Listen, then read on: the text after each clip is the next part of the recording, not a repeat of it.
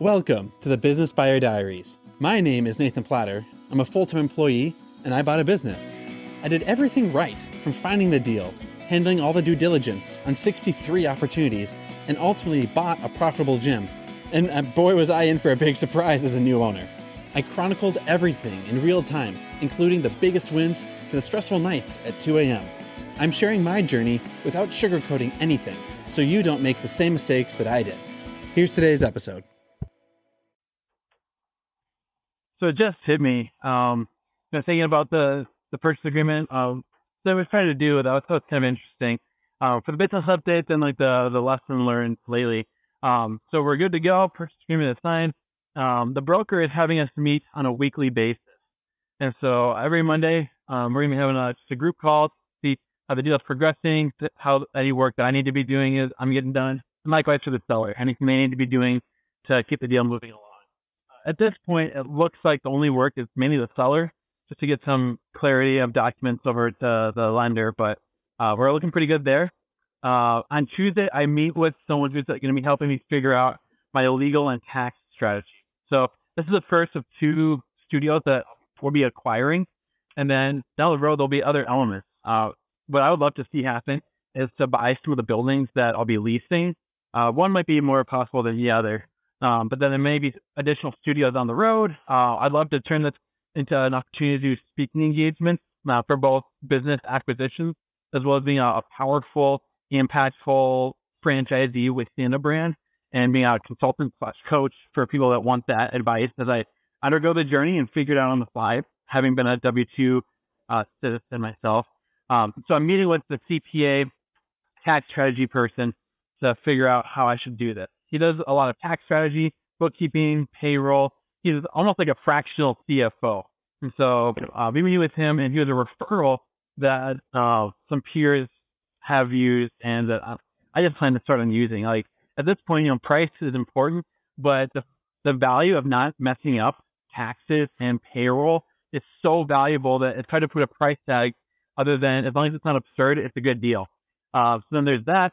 I had a chance to meet with or to finally meet with my attorney just to get some clarity and verification that everything I'm signing up for checked out on all the documents as well. So I'm a little late to the ball game. I kind of wish I had done that earlier, but so far everything that I've wanted in the deal has been there. So as long as I'm not naive on the bare minimum that I'm looking for, I'm happy in a good spot on that side. But just getting a second set of eyes, you never know what you don't know.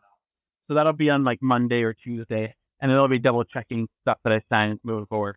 But the thing, though, that's the deal progress. It feels like a snail's pace.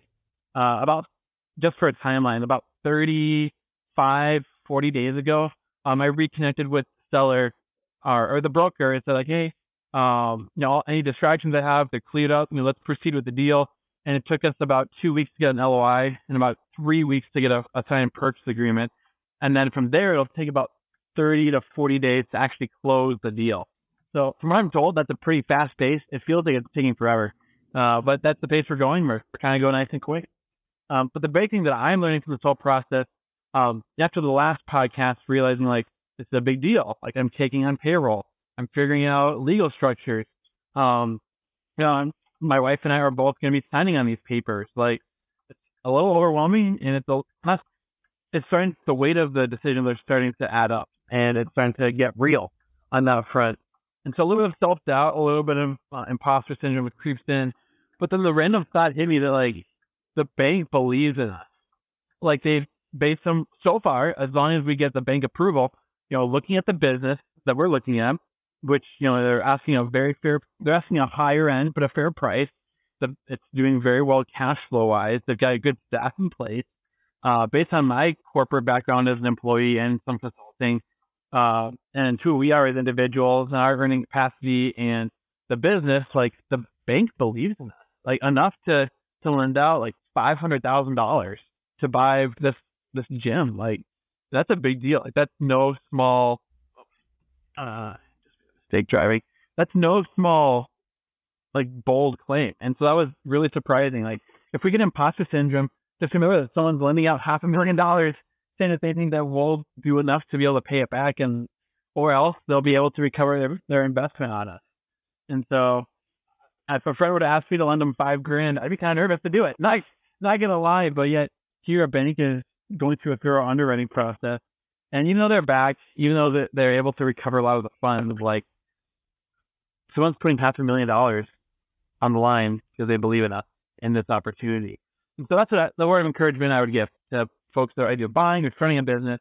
If you're getting a loan or buying a car or buying a house or an apartment or a gas station or a clothing store, like whatever, the lender believes in you and the opportunity together so much that they're willing to lend you a lot of money to let you do what you're trying to do. And so just remember that part. There's contingencies in the background. They'll recover the funds. They'll do some stuff to get paid back, but folks believe in you enough and their ability to partner with you that they're going to do it. And so that kind of gave me peace of mind, just realizing they're willing to do it multiple times over and work with us.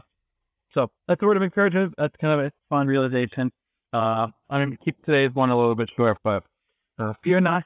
The deal is progressing and people believe in you. Keep cutting along.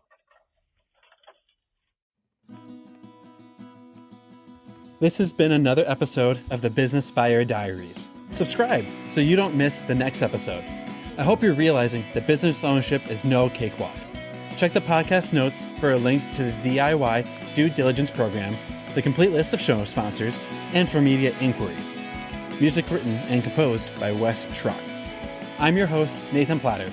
Join me again on the next one.